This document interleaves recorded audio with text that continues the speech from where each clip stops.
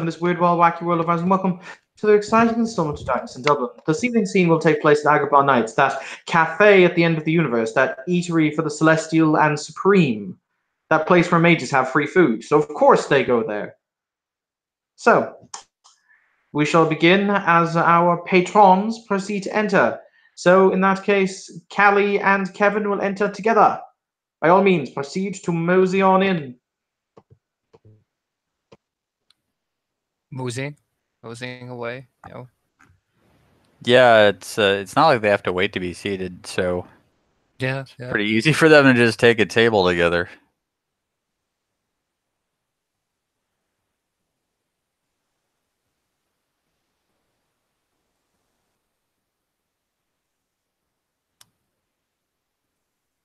Do the awkward look over going, so this is nice, that type of thing. Yeah, they've definitely hit that level where there's not much to talk about. So now there's just food between the two of them. But what food is ordered? Oh, probably just fish and chips. It's a fish and chips kind of day. Yeah, fuck it. I'll get fish and chips as well. Fuck it. So much fried fish.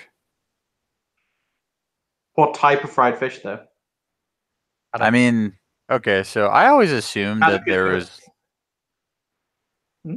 I always assumed that the fish and chips, there was like one fish in particular that stood out over the masses of types of fish that could be fried. It's generally cod. Okay, then it's cod. Yeah, cod usually. Yeah, we're not going for any exotic fish and chips. We're just going to do the standard cod fry. All right, in that case, Brett. All right, so once more for people who've Roros arrived somewhere, there's a squealing of tires as a car pulls up really fast. For those of you who know cars, the engine is a McLaren. Door opens, sound of somebody popping out and jumping on a skateboard. As a Emirati kid wearing very garish clothing with a jean jacket on over it, one of those flat painter hats that's rainbow colored that has mirrors on it. Is riding a skateboard carrying a laptop case and a backpack. Following him in is a golden-eyed man dressed entirely in robes, so much to the point that his face is barely visible behind his beard. It will follow him in. Because I don't think anybody here has actually met Roros before. On a side note, Callie, because it might interest you, you have constant spirit sight on, don't you? Yes. The man who just walked in is a corporeal spirit, very similar to a number of the entities who live and work in Agrabah Nights, like the bouncer. Huh. He's one of them new age things. It's not just watching. He will hop off his skateboard, pop it up, and he will say, "Camel for everybody. I'm in a very giving mood." You will all be struck immediately as the... Did you say camel? Yeah, roast camel. It's a traditional Emirati celebration dish. Okay.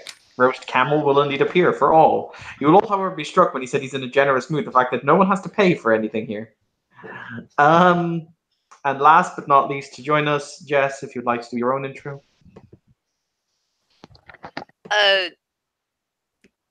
She would come in, Kathleen, find her table where her back is to a wall. Since being at the bathhouse, she has learned her lesson. And we'll order food and watch the other patrons for now. But what do you order? She orders salad with chicken. Excellent. All right, then. But yes, the roast camel will in fact appear in front of everyone. If it helps, it smells delicious. Just correctly spiced. Camel. Like mid eating the chip and the camel just lands on the table, just kind of stares at it. Did you? I didn't. But it's here. So, yeah, fuck it. I'll try it.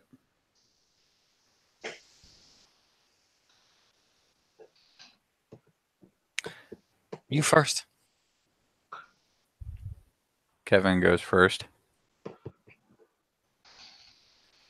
I I don't know what that type of animal tastes like, but Have you ever okay? Have you ever had because I can actually describe camel. Have you ever had venison? yeah. Camel is not dissimilar to venison. Oh. And it's properly tenderized and it is properly seasoned for that Middle East flavor. Okay. To answer Jason, it's taking place in Agrabah Nights. Kevin eats. He doesn't look like he's having a bad time of it.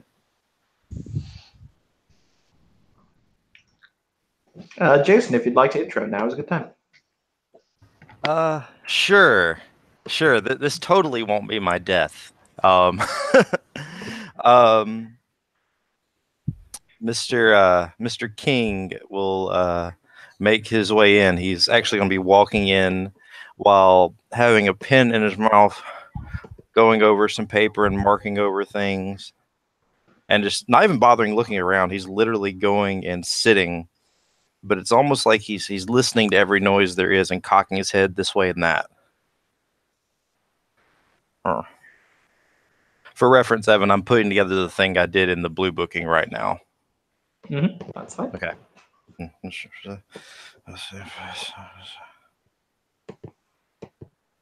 just gonna say mint tea. Mint tea will appear. Hey, Yep. Hey, Callie, how's it going? Hey. You see, Mr. King. How you doing? I see him, do I? You do. Oh. Yeah, she'd be like like trying the camel, like chewing it in her mouth, and then when she sees Edgar, she'll slowly swallow, and Kevin will feel the resonating silence. She was normally humming along something, and it just goes silent as that kind of stare, like kind of goes much very ice cold and just forward and fixed. What was it that bad? No, it was lovely. Just company has changed. Kevin doesn't even look. Well, you know the rules about this place, so I'm aware. bright side, I'm here. Huh? Also, what are we gonna do about your new compatriot, man? What, the kid? She's in the bookstore like all the time now. I don't know what to do with her. The top hat's freaking out the customers. Oh, her. What? Let her. She's fine. She's new. I mean, like, I feel weird just having her sitting there the whole time. Like, Sorry, Bob. Are you talking about Hope or someone else? no, I'm talking about a PC. Which one? Heather's new character. Yeah. Okay, continue. Mostly because if you start talking about Hope out loud, things happen. No, that's not who he was referring to. Okay. Continue. Like she just sits there vibrating. I feel like I need to give her something to do. Like, She's excitable. I don't know what to tell you. She's new. She's excitable. You didn't see her when I first met her. do I like bring her food? I never see her leave. Bring her food. Don't let her starve. Oh, okay. I mean, like, is that it? Does she need her time occupied? I mean, she looks after bees, so I don't know how she's going to fit in the bookstore very well. Okay. Fuck it. I'll just grab a couple extra muffins when I go for my morning run. I'll be fine. Ah, guten Tag, Herr Gans, Frau Bjornson. Mr. Grimm?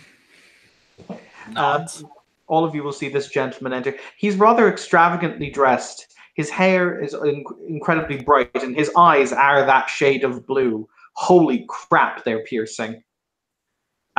He is not particularly tall. He stands about 5'9", maybe 5'10". He's a very slim build, but he will look around the room with those flashing blue eyes, and he'll say, "Oh, it's so good to see you. I was gratified to hear that you survived through the ordeal with the Chronicles of Lamentation. Uh, it is very agreeable to see you again, yeah?" And I'm glad you're still around too.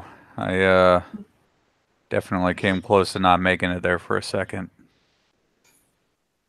Yeah, it was slightly hairy towards the end.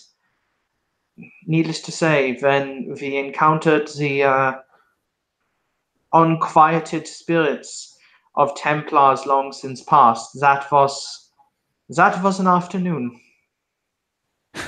Yeah. Yeah, to say the least.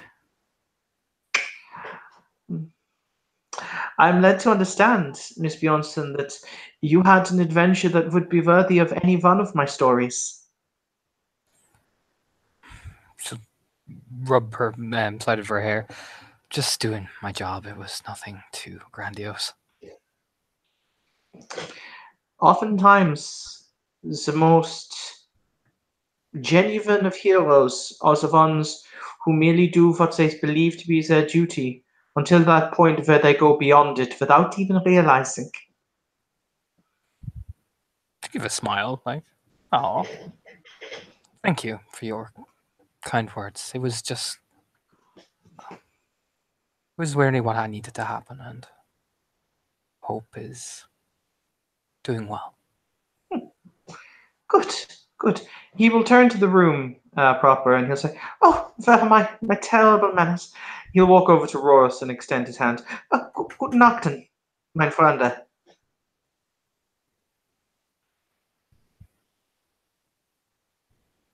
You're muted, Brett. Or your headphones aren't on. Yeah, I keep forgetting that. Roros will clap his hands together and he will bow and say, I cannot remember what the Middle Eastern term for greeting is. Salam alaikum, or Madas Salama. Madasalama. Roros Okazari. Oh, it is a pleasure to make your acquaintance, mein Herr. My name is Wilhelm Grimm. Grimm, like the brothers? Yeah, Interesting. myself and my brother Wilhelm wrote the book that I think that you might be familiar with. Quite a few of them, actually. So, Mhm. I'm a little confused, though. Are you currently out of time? No, This is quite a long time ago these books were written. I'm quite old. Though I've also led to understand that you should never ask a lady her age, he'll say as he flicks his incredibly long hair. Rose will simply smile and say, age is but a number. The truth is you should never ask somebody how experienced they are. Women get very upset at that. Ah, I see. Do you speak from personal experience? Yes.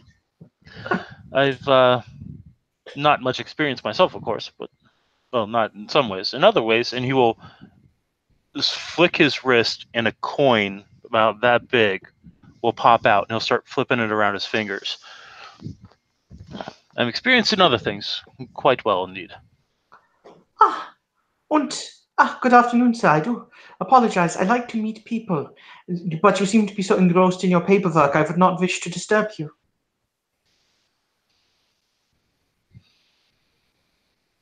He is, of course, talking to Edgar. There's a quick glance up and then the eyes. And just he looks at the eyes, man. Just the eyes. They almost look like they're looking through you. So you're the Grim. I believe the term from where I am from to greet you would be howdy. The Grim. That's interesting. I've never been called that before. But yeah, my name is Jacob Grimm. It is a pleasure to make your acquaintance, Mr. King. Mr. King. He'll extend his hand. He will make sure he doesn't have ink on his hands, and she'll shake it very quickly. It's like, yes, yes, Mr. Grimm. I'm sorry. I know this has come off as rude, but I will happily speak with you as soon as I finish. I'm almost finished with. You have to No, understand. I've been working on this for 3 days now. Give me just a second. It is I who should apologize. By all means, please see to your paper. Well, Yes. you will have to forgive me. He will say as he looks at Kathleen. Where are my terrible manners? A lady as lovely as you, and I did not notice until now. He will do the very traditional German thing where he clicks his heels, and he bows his head ever so slightly. He'll say, "Guten Abend, mein Fräulein." Hello. It is a pleasure to make your acquaintance. My name is Jacob Grimm. Kathleen Hughes. He extends his hand. She'll put her fork down and shake it. He doesn't shake. He leans down and kisses the finger just above the knuckle on your ring finger.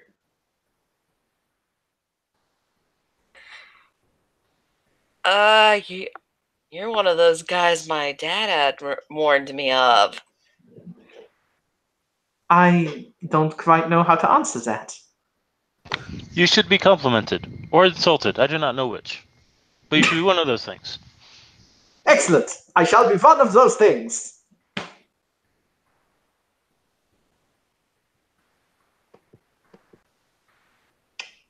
I assure you, fine Fräulein, that I have nothing but the most honorable of intentions. Oh, when he looks up and he sees Mr.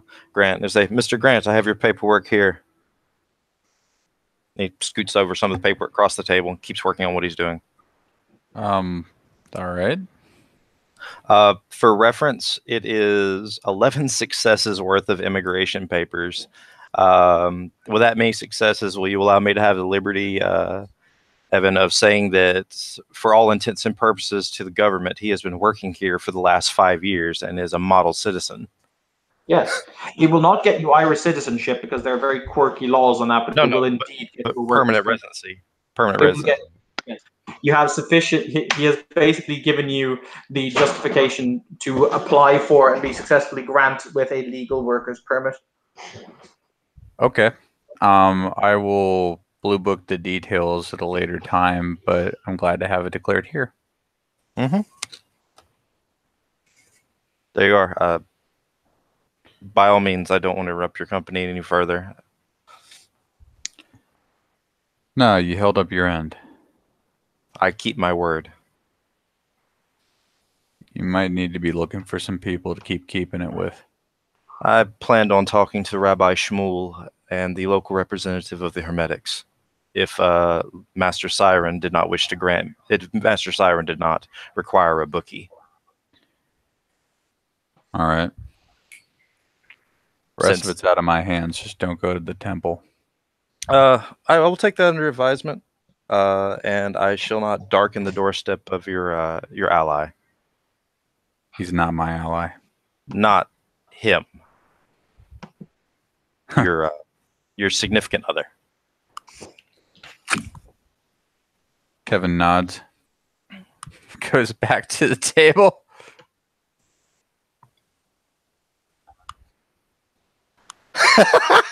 Totally All of my yes. Rose just flips his coin into the air, sending it spinning and spinning and spinning, and then catches it and continues flowing it around. And he's just going to say, "It appears I've missed much while I was visiting my parents in the UAE."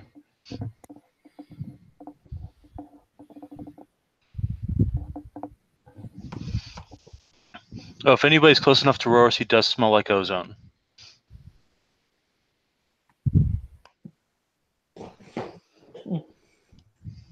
So, I'm curious, Mr. Grimm says as he's done with his introductions. If I was to write the story of Dublin, what kind of tale would it be?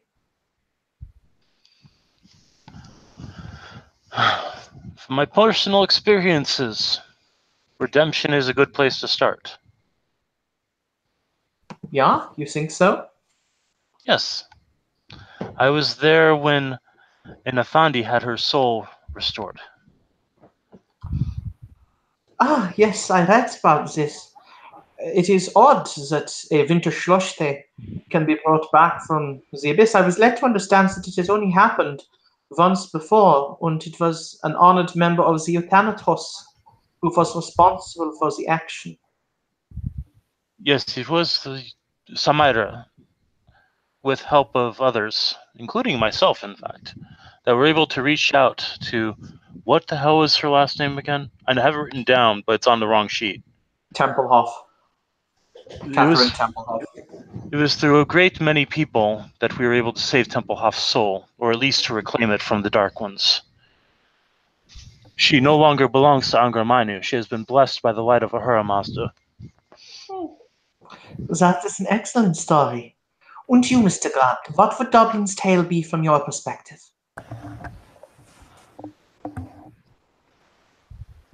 I'm not really a storytelling type, but ever since I got here, I've seen nothing but people drop bodies. I'm sorry, my English is not good. Or my Gaelic at this point. What does mean drop bodies? There's been a lot of dead people and a lot of murders. Kathleen chokes on her chicken salad. Yeah, the German's expression kind of goes to "Buh." Yeah, Roris will actually stop flipping his coin at this point. He holds it in two fingers, and you swear you see that it's vibrating, because strangeness is bullshit sometimes. And then he'll tuck it away. I am And aware that I have lost friends upon returning. That one was tricked into a bad act, and the other one did something equally bad and left. But who else is committing these murders? Kevin just kind of sits there. Yeah, I believe you've been gone. Listen, within 2 days of me getting here, we had 2, maybe 3 corpses. Pretty much been piling up since then. Is this because of the so-called Canticleers? Among other things. By my count, we have 2, 3, maybe 4 conflicts going on at any one time. Hell, some people got killed for no reason at all. These Smiling Jack killings, I heard they were starting again. I don't know if what I dealt with had anything to do with it, but I ended up getting invited to a soiree that turned into a fucking massacre.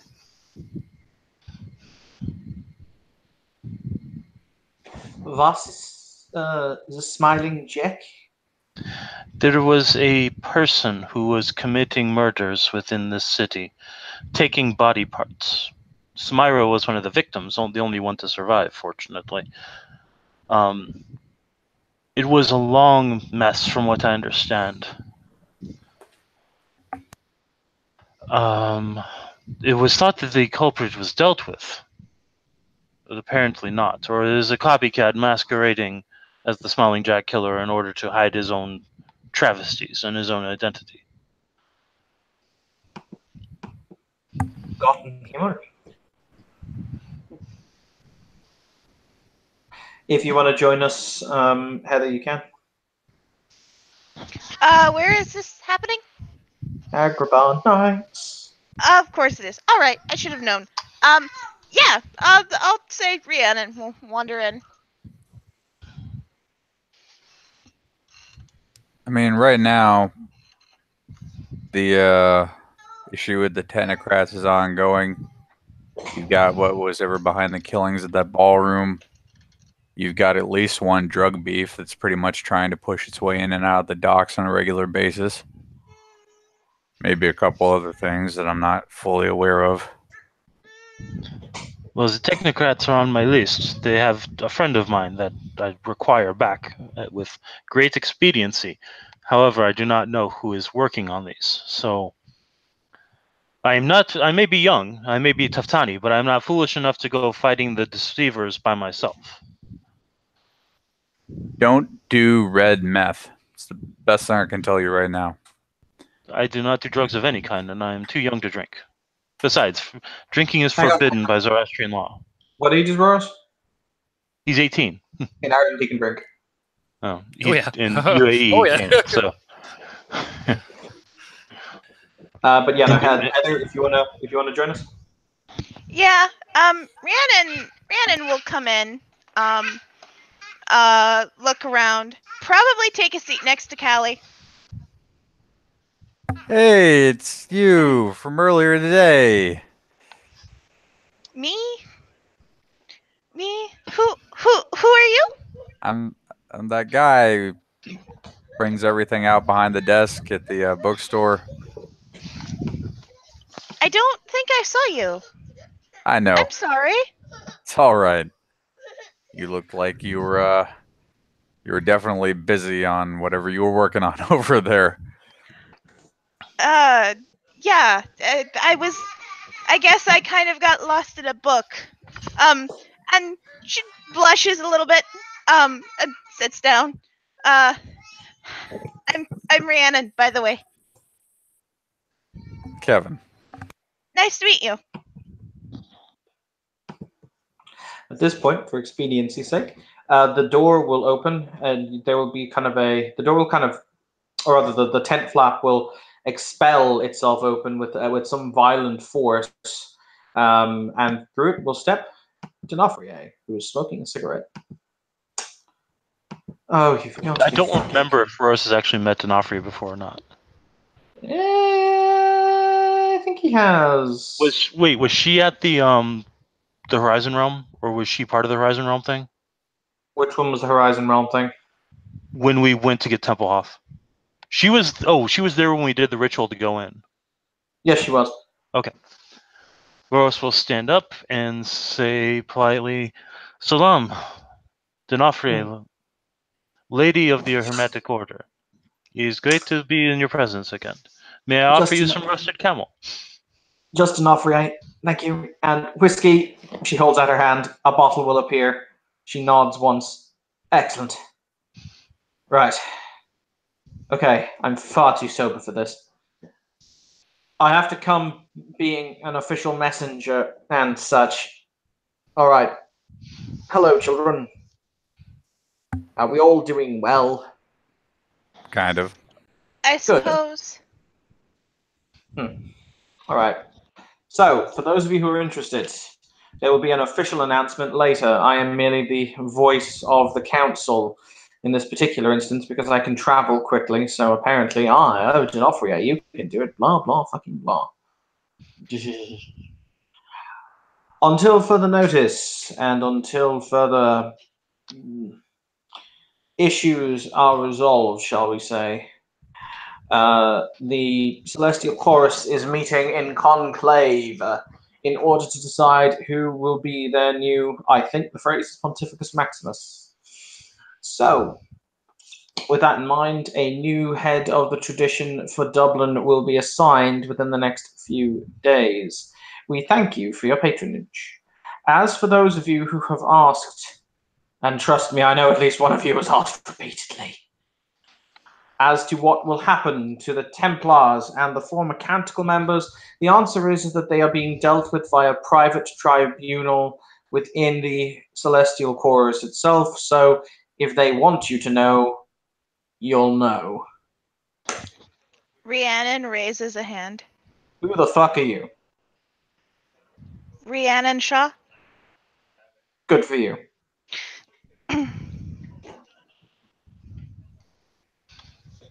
Yes. But, okay. So,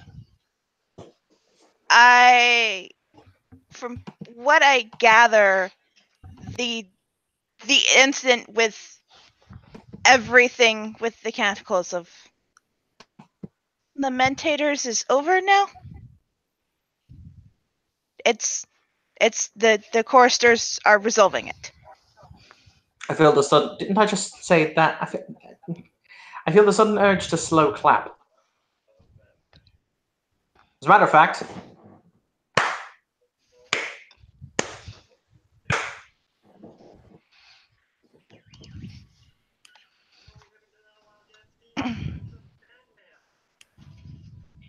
Once again, I apologize. I have been awake for approximately 3 days. So, if I'm a little bit tetchy, it's because do you have any idea how much politics I've had to do? The answer is a lot. Do you know how much politics I like to do? The answer is a little. And oh dear, and you've been awake for 3 days this whole time. You should get something to eat and just kind of disappear. I won't tell anyone where you went. She kind of looks at Callie and she goes, "She one of yours?" Kai just puts a slow, like her left hand on Rhiannon's shoulder. Yes, she is new in the city. Okie dokie. Right. On a side note, her eyes zip to Edgar and she says, "I believe you wanted a word with one of us, and I suppose I'm the nearest one to having a word with." Yes, I suppose you are. I suppose I can give this to you as well. He literally hands D'Onofrier the finished paperwork involving Cipher 9. Consider this my application. To what? To the Hermetic Order. You want... You'll see her hold up a finger. Like, hang on. You see her start to scan the paper. You can see she scans it incredibly quickly, like quicker than a human being should. Uh-huh. And she stops and she says, "They bred him?" Yep, and 8 others. One may be alive, but I wasn't part of that department. You bred him? Not me. I believe the term would be the mad scientists. Because breeding super geniuses to serve in leadership, that's going to end well for everybody involved. Wasn't my department, to be completely honest. Now, you want to know about what current activities are going on as far as their munitions go and what they're healing themselves up with, I'm your man.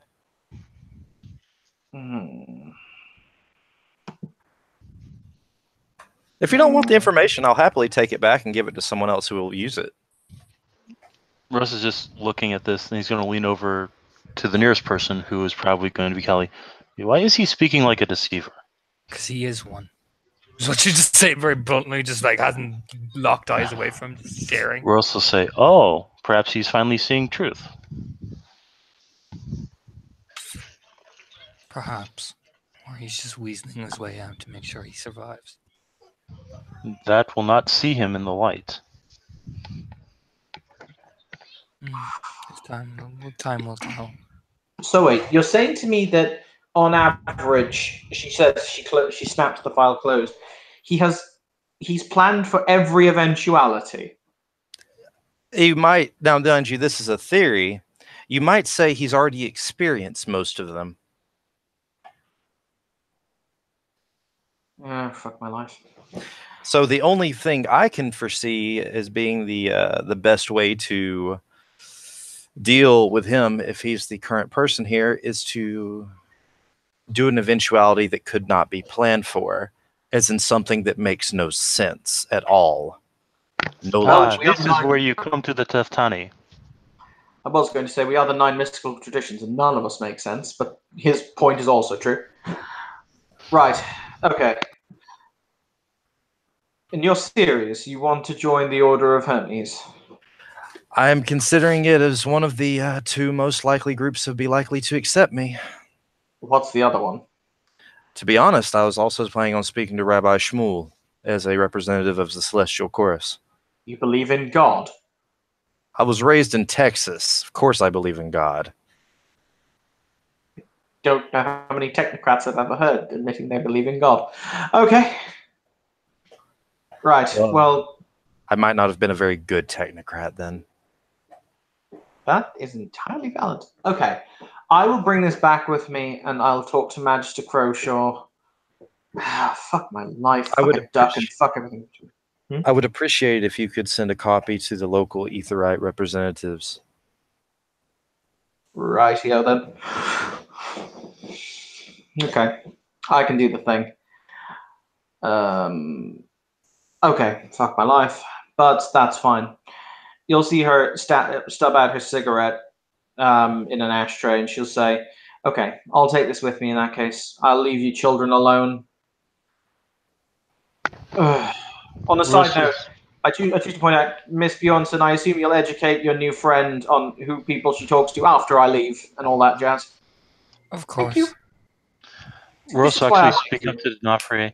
How is the Archbishop? I haven't seen him since the night that we all went to the Horizon Realm. He is currently dealing with the internal malarkey as it pertains to Celestial Chorus.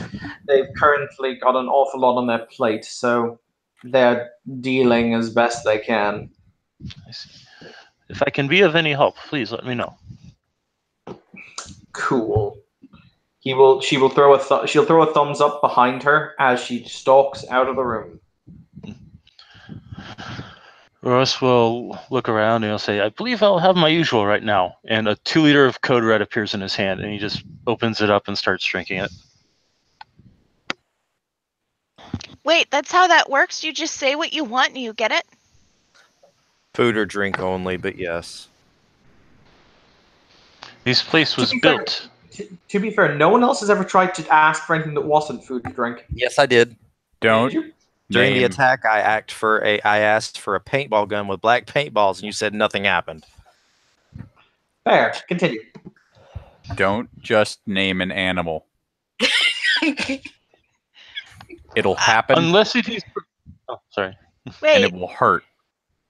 wait. Don't just name an animal. Wait, Don't do it. Girl. don't do it. honeybees. Oh God! Why? What did you say? Honeybees. Roros will look to his golden-eyed friend, and he will say, can you bring the Amir, please? To quote the film A Little Nicky, I give you Mr. Jeffrey Winkler, covered in bees. Yeah. I'm writing on paperwork furiously. I'm casting that entropy. Fuck this noise. No. Just 6, please. You didn't stipulate when you asked. Well, You now, didn't. now she's thought about it. Callie, Kevin, and Rhiannon are, as I said, covered in a swarm of bees. It's a good thing I have sensitive to pain, which is fucking eerie, because as she's been stung several times, she'll just turn and give you the most withering stare, like, you did this to me. You did. Kevin, you are not, in fact, inured to pain. Have fun. Yeah, no. Kevin's the one who gets to roll and flail around.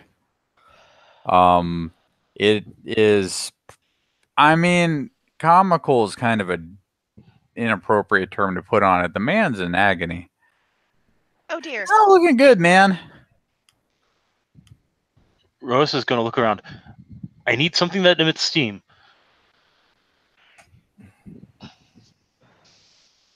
Anything. Will incense work? No, it must be steam. Steam will knock them out. Or smoke. Tobacco smoke would also work. Smoke would work as well. Do not smoke.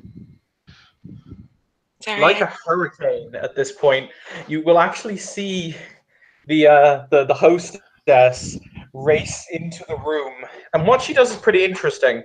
The bees don't vanish. However, if you guys have time sight and wish to activate it, you will physically see her moving faster almost than the eye can see. She physically moves like a blur. And she will physically catch. Sorry, I was just walking around 1 second. She will physically catch all of the bees and deposit them into a small satchel that is at her belt. I didn't think that through. I apologize. Oh, Roros will bow to the Amir. Thank you very much, Amir. Then he will look to Mr. Grant. Sir, I need to know, are you allergic? no.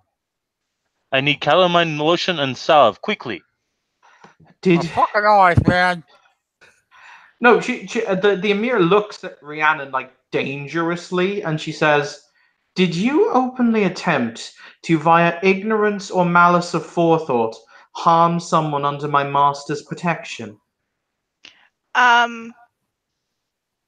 Ignorance, yes. I guess She you will could say that. she very calmly looks at Kevin and she says, "Do you take offense to this, Nin Sadib Assad?" I don't know what that last part was, but I'm good. My eyes, my face. I'm good. I'm just gonna lay here. Is what I'm gonna do. I can't fucking see. There it goes. Can't fucking see. She looks at Callie and she says, "And do you take offense to this, Nin Sadib Assad?" Rose is gonna likely shake his head no as he gets a raw steak to place over the eyes because that will actually help extract the venom and bring down swelling while he starts rubbing calamine lotion on Kevin. How bad is my already fucked up face? Realistically, honeybees actually don't sting that much. The only reason that they would have stung you is because you probably made quick movements when you were suddenly crawling with insects. So you were probably stung about a dozen times realistically, and most of them would have been on the body. So I'm going to say they probably stung you 2 or 3 times on the face. Okay. She'll just it's like literally the turning of ice when you try to break it off a cube. It's like she just like stares at Rhiannon right in the eyes. No. A student does not. Mentor does not take offense for a student's failing. Not this time. As you say. However, should you break the hospitality my master offers here again, miss, I will not be so forgiving. Understood. I appreciate your patience with me. Yes. I am being festooned in meat and massaged by strange men. Please, you must understand, it is part of tradition. If you have been hurt underneath the care of one of my pets, I must do what I can to aid you. You know you can use life to make it so you don't feel the pain, right? I know, but abusing the cycle of samsara and once trying to break it is wasteful. Valid. The Emir will bow to the room before she will disappear in a puff of purple smoke. On a side note, she did not look happy. Well,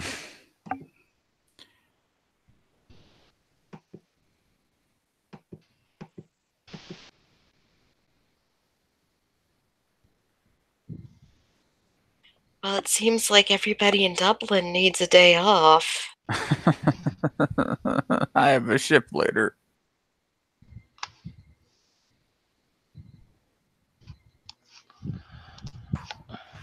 Rose is going to look over to Callie. If you would wish a member of the female persuasion to apply the calamine lotion to you, I can get you a steak as well. I will be fine. How you doing over there, honey? Fine. I don't feel it. Oh, I see. Rhiannon, at this point, is frantically digging through her bag because she's certain she has something for this. Oh. See, when I made this mistake, it was with an adult tuna that I am not asking for.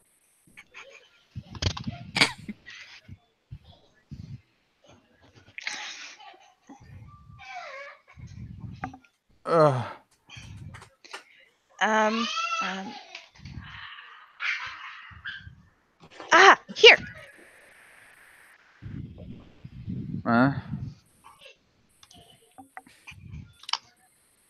This should help.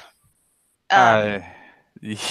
Kevin just like raises his hand and moves it around. On the plus side, I do not think it penetrated your pants. She pulls out what appears to be a little bottle of Benadryl. That will not work as he is not having a histamine reaction. 1 second. Ha! Here it is. It was underneath. It's a little, one of those little jars of meat tenderizer. Just mix that with water and kind of spread it around where it hurts most. You know, I'm good for now. Are you sure? I think Yeah. you've done enough for one evening, Rhiannon. Okay. If it helps, you haven't looked this bad since you got punched that one night in Nanking. In my defense, he was a very large man. Yes. And needless to say, in order to prevent a man from beating his wife when he is a very large man, the correct key to this is not to tell him, "Hey, buddy, stop doing that." It is to hit him in the knees when his back is turned. Which it was, my encore presentation. Mm-hmm. I'm pretty sure he thought I was dead. Mm-hmm. Needless to say, I was amazingly surprised how well you stopped the blow with your face. It's a hidden talent. For those of you who have not seen, this cat has just stepped out from behind Kevin. He wasn't there a few moments ago, and he is talking in perfectly understandable English. I don't think Roros knows those cats. So he's like, "Hello." A magic kitty. Don't call me that. His name is Shun. As a Would side, you like me to... He fixes Kathleen and look. He says, "Would you like me to refer to you as adorable human?" Nobody's ever called me adorable before.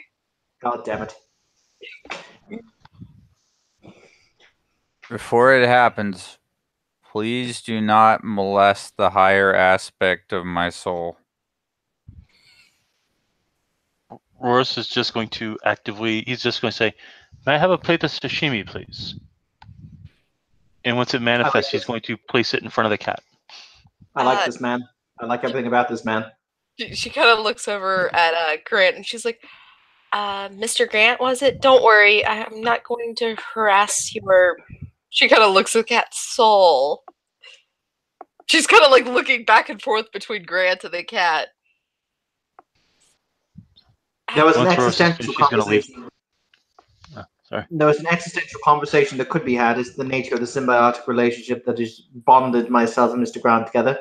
However, that would take incredibly long amounts of time, effort, and quite frankly, I have delicious fish. Once Roros is done, he's actually going to go wash his hands because he's got calamine lotion all of them.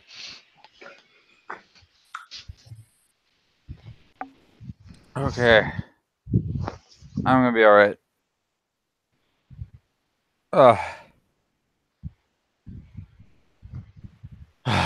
Oh man. That was an experience. Why were there bees? I'm so sorry about that. Mistakes were made. No. Why is it that I feel slightly... Why is it I get to use the phrase, "Why do things like this happen?" and then the phrase "bees"? Why is this my norm? Why has this become normative? I mean, how many cycles have you been through? This is valid.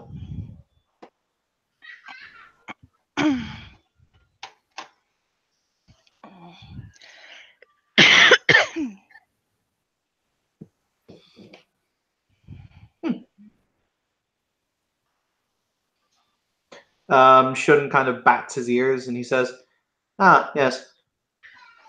For those of you who don't know, as I said, my name is Shun, or rather, my name is Ne Shundan Nukidai Shanri, or Shun for short. No one ever gets it right. So, yes."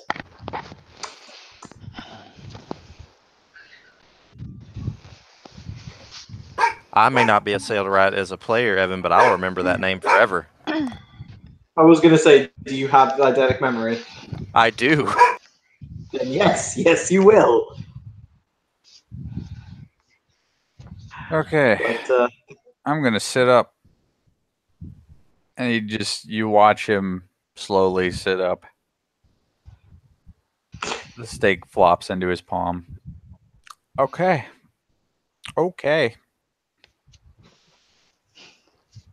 Ugh.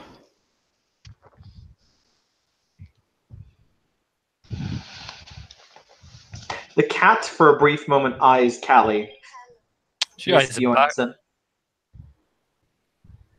You? I have a name.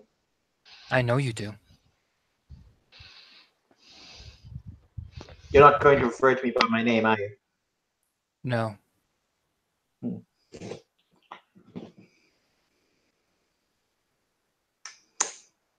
The cat calmly looks down at the food, calmly looks back up, and he says, "Yes.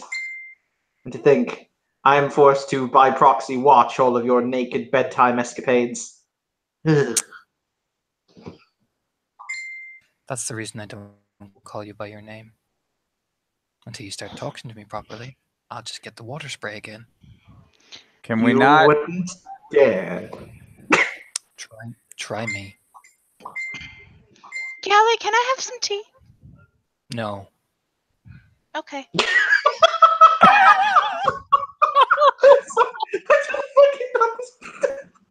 Oh my god!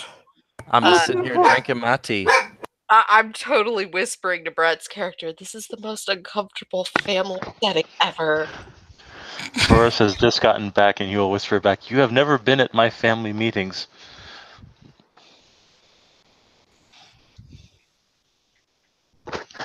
I'm a little scared to see your family meetings now. Think like a CEO board. So lots of money flying everywhere and people losing stock. No, more like people trying very hard to agree with each other when they really want to go their own ways. That's always fun. Last family meeting I was at, my sister-in-law exclaimed that my brother-in-law had a very small penis for the size of his stock portfolio. Uncontrollable laughter. Uncontrollable laughter. I'm sorry. I don't see how the two of those are related. Kathleen has put her fork back down. She goes, apparently I will not be able to finish my lunch today.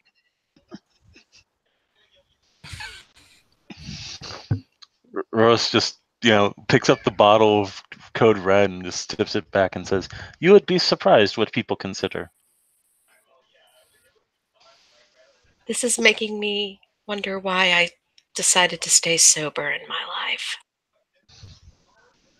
If you are sober, you have a harder time uncovering truth. But if you are extremely drunk, then you will never uncover truth.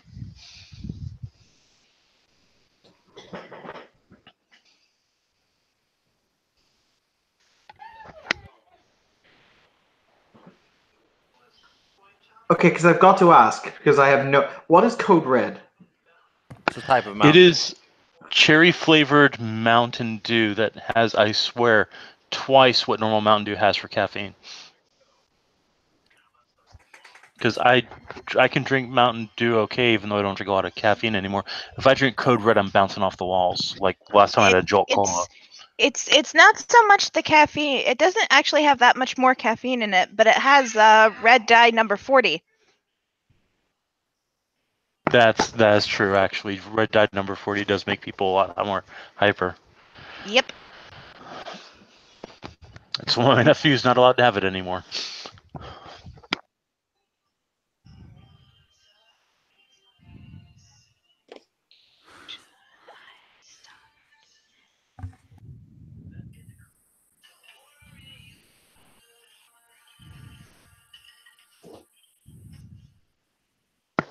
Oh, got silent quick. Roros is just like, "Is everybody eating enough? You, over there, writing down. I did not know your name. I'm Roros Okozari, and I think you should have lamb kebabs." Thank you, but no. Stuffed camel? No, thank you. Shawarma? No, thank you. And at that point, he will eliminate the need of the conversation and just say, 1 plate of Kansas City pulled pork barbecue.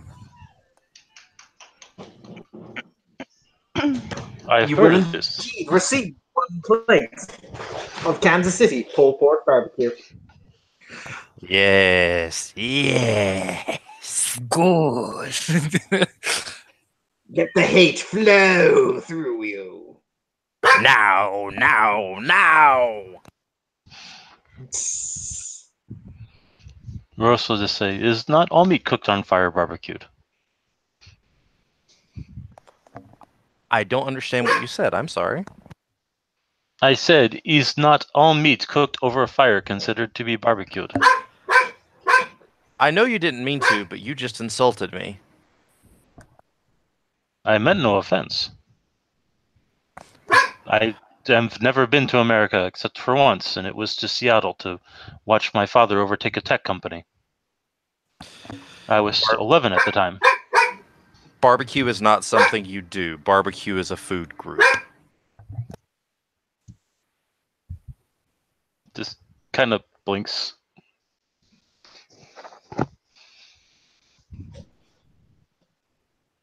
He's You've going to got- lean over. He's going You've to. got chicken, you've got pork, you've got brisket, you've got dry rub, you've got pre-sauced, you've got smoked, you've got braised. There's a ton of things you can do, man.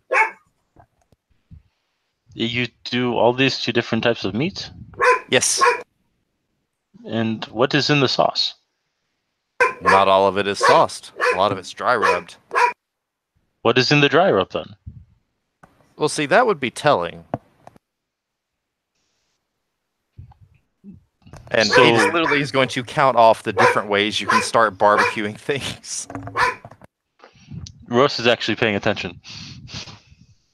If you've ever seen Forrest Gump, where Bubba's talking about the kind of shrimp and how they're made, it's essentially the same thing except for barbecue. So this is an all-American thing, this barbecuing. It is an American thing, yes. Is it all the same? No, and I've seen people get stabbed over that comment. I wouldn't do it, but some people will get stabbed over that. So all Americans eat the same thing, but they do not eat it in the same style, in the same way? You have no idea, sir. He's just kind of, I see. So not all Americans are alike. Interesting. The way they No. think all of us are alike. Yes. Pretty much. Geographically, you could explain it a little easier, considering that the United States is a pretty wide country. Not as wide as Russia, but still pretty wide. Yet I've heard you Americans link my people to people like Afghanistans or Iraqis or Iranians. Yes, people are generally uneducated. I mean, it would depend. What are your people? I'm Emirati. I'm from Dubai. Okay, Oh yes, I that heard about explains why they would make that link. Pardon? That explains why they would make that link. But I don't even share the same faith. No, you don't. But that's not what people are told. So that's why they make that link. I understand. I'm sorry, you were going to say something, Mr. Former Deceiver. I'm sorry, what? Your former alliance with the Deceivers. If you're referring to the fact that I have defected from the Technocratic Union, yes. The ones who spread the lies, yes. Be right back. There is a gritting of the teeth.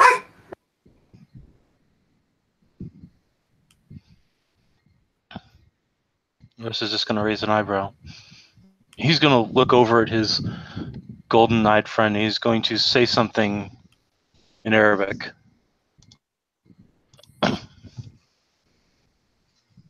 It's basically going to equivalent to, did he know he was being lied to?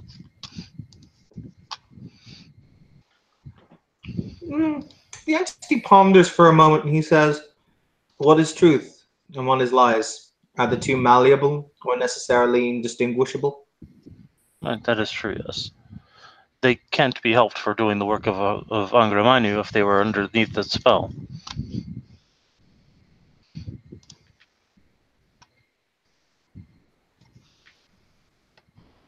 I would appreciate not speaking about this topic at this time.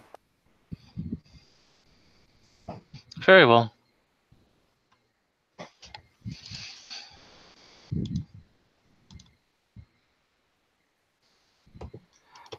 Mr. Grimm, who's been sitting kind of in the corner rather intently, you'll see him perk up again, and he'll say, my, what fascinating characters that you all are.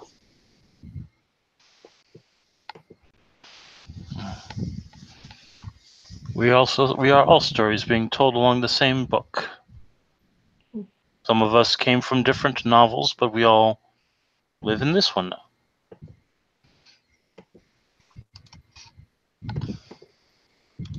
That is exactly right, my dear Horus. You see, every person is inherently different. However, when it is we come together and weave ourselves around one another, these are the patterns, the dances that create the stories, yeah? He will nod his head.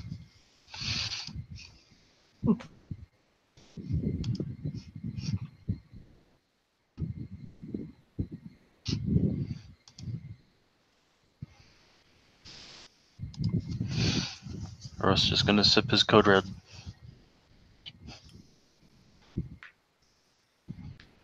Kathleen is sipping her water, but being very careful around what you guys, whenever you speak, she puts her cup back down.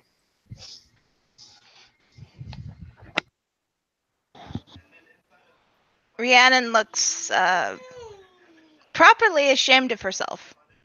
And she's just kind of sitting next to Callie, awkwardly, in silence.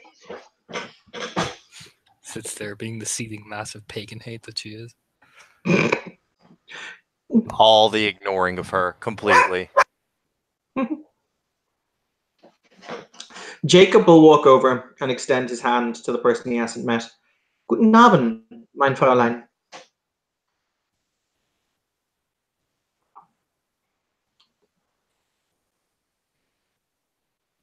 Hmm? Hmm? Sorry, Evan, what was that? Mr. Grimm walked over and extended his hand, and he basically said good afternoon. Oh, good afternoon. Where are my terrible manners? My name is Jacob Grimm. At your service. I am Rhiannon Shaw. It's a pleasure to meet you.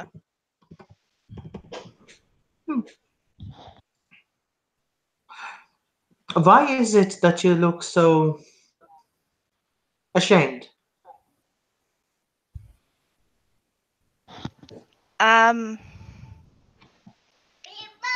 I got excited and did something silly.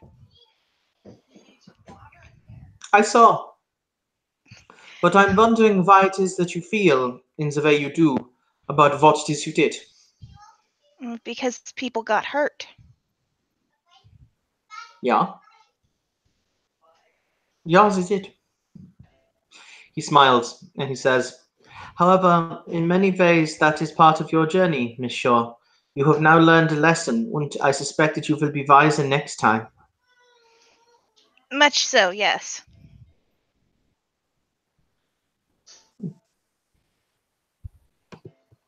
It's all part of your story.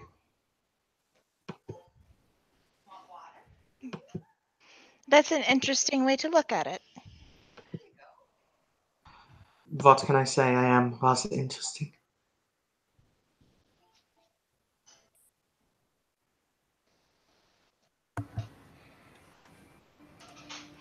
You said your name was Jacob Grimm. Yes. I feel like I should know that name. You might have heard it better as Jacob.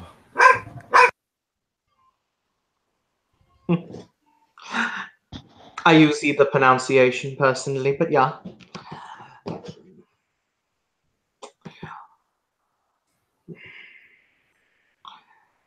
Let me think.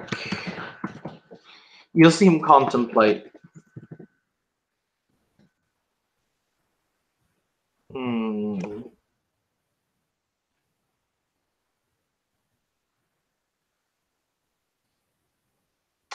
Now then, let me think.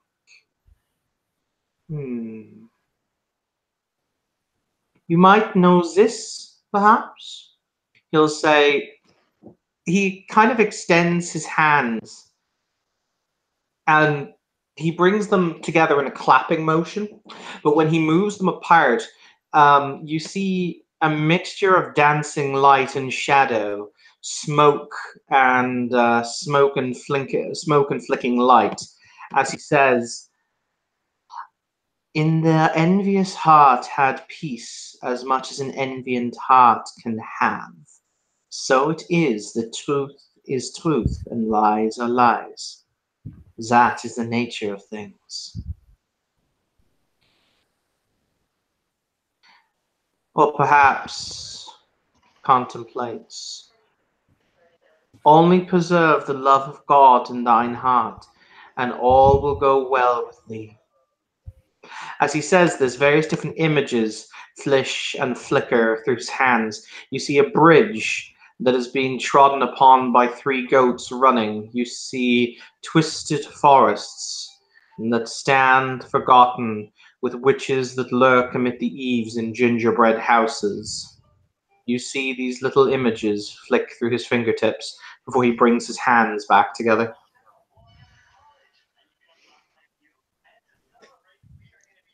You're the Jacob Grimm.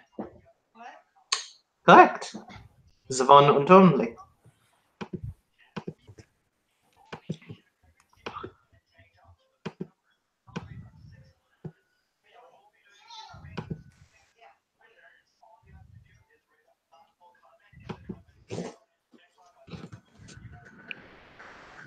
It is an honor and a pleasure to meet you, sir. Oh, I'm just a storyteller, Miss Shaw. There's nothing great or honorable about me, so do not worry about the concept of meeting me. I'm just someone who likes to tell tales. Rose will hold up a hand at this. I disagree. Those who tell stories give hope. Even if they are dark and grim, as some of your and your brother's stories are, they give hope at the light at the end of the tunnel that will allow them to break free of their imprisonment or confinement or the horrible circumstances of their lives. It is by telling stories that you are able to bring truth, and it is through truth that you are able to break free of the bonds that have been laid upon us. Yeah. He'll smile and he'll say, "May I tell you a secret, Lois?" You may say whatever you wish. The stories that you may have read. Yeah. The stories that you may know. And I assume that you may know them. Yeah, you may know them well. Those stories. Those are. He stops and he contemplates. What we could write to be accepted. What actually happened is oftentimes much darker than even we wrote.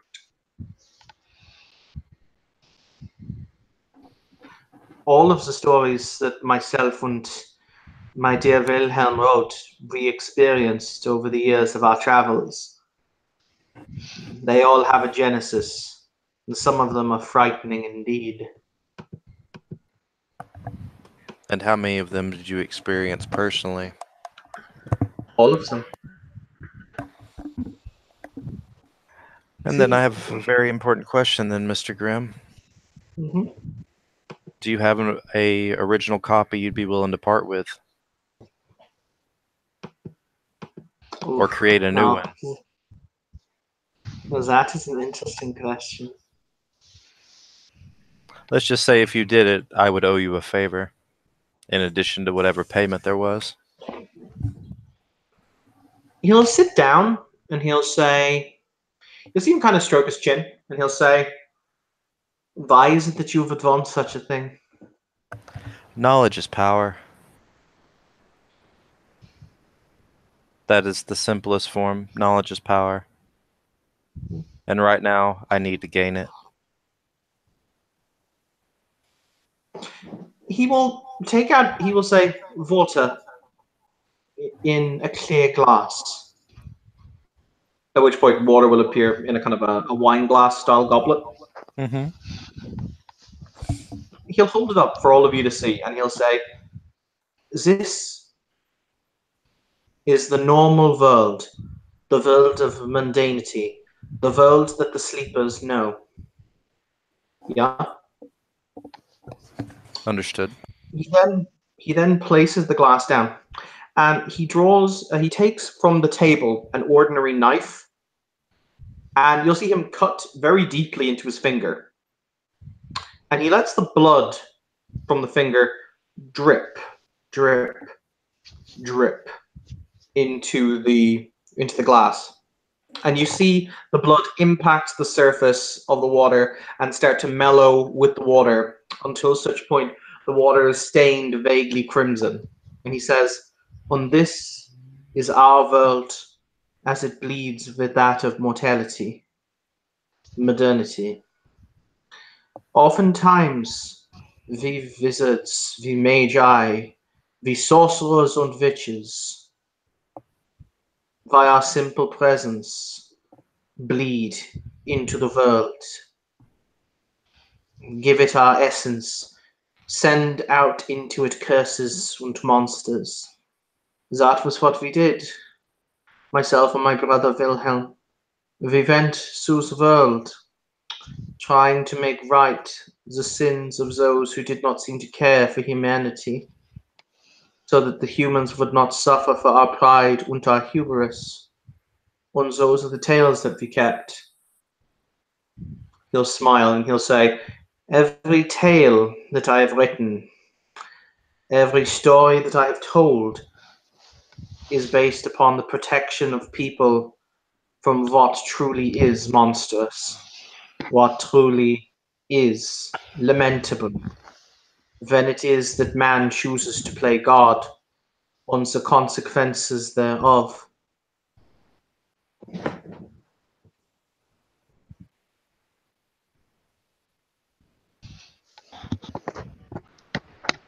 Rhiannon will nod her head. Well, those stories are still taught today. I know. However, he'll look at her and he'll say, "Perhaps Hansel and Gretel would be a different story if I told you the fact that the house was not made of candy and gingerbread. It was a house made from screaming faces and flesh-like walls, wherein the Nefandus who dwelled there would meld the villagers into their grand creation, simply to have a cavalcade, a symphony of agony, as the many mouths upon their walls screamed, not quite dead, but not truly alive." That would change things, yes. For starters, 2 children would never go near that house. Willingly. I believe you hit it with the last word there. Yeah. Absolutely disgusting of a building.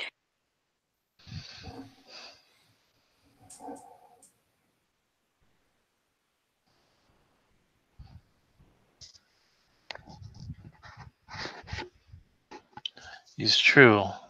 The corrupted ones. Some may have been forced into it, but there are others that fall into the degradation of Angramanu willingly. There's those that, even if they could be saved and brought into the light of Ahura Mazda, they would choose not to.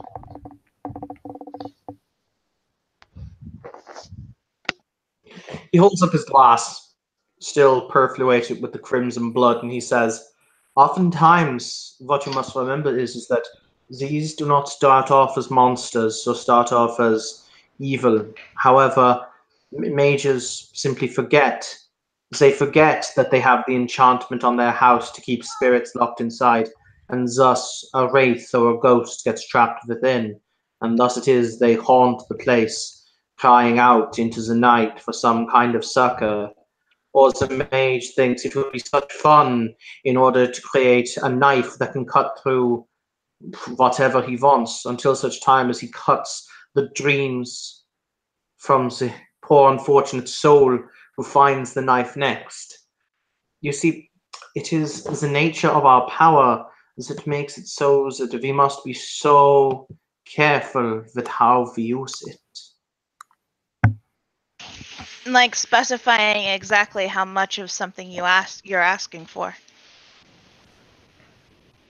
Yeah. She nods. Trust me when I say this, Mr. Grimm. I'm only seeking enough power to save one that should remain gone. And those like her. If you truly want to read my unedited tales, want those of my brother, Mr. King. And yes, he called you Mr. King. Mm-hmm. I am more than happy to provide you with the information. I appreciate that.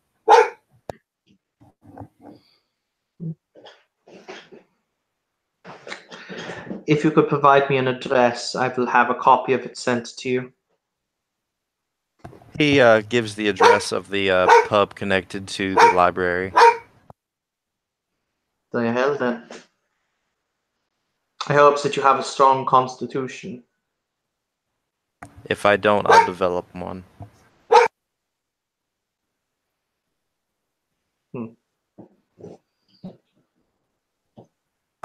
As I said, I will owe you a favor, and I will honor it.